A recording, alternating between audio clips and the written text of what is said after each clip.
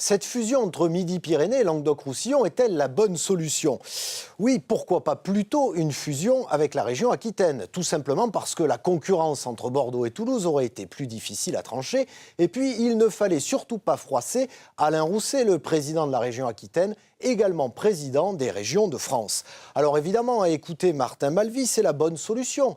Toulouse comme capitale de cette grande région, une fusion qui ressemble finalement plus à une absorption de Languedoc-Roussillon par Midi-Pyrénées, ce n'est pas ici qu'on va se plaindre. En revanche, côté Montpellier, c'est la soupe à la grimace. On a écouté leur président de région dire qu'il était, je cite, humilié, et ce n'était vraiment pas le bon moment pour François Hollande de se faire des ennemis, y compris dans son propre camp. Alors, pas forcément la bonne solution et pas forcément la bonne stratégie également. À un moment où l'électeur est contestataire, n'est-ce pas trop dangereux de lui enlever des repères, notamment par rapport à un territoire auquel il s'identifie?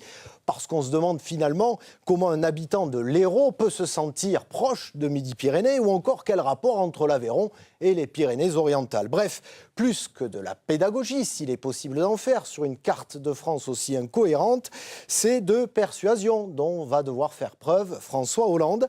Il peut d'ores et déjà compter sur des alliés comme Martin Malvy, mais ce dernier va-t-il partir pour la prochaine bataille des régionales?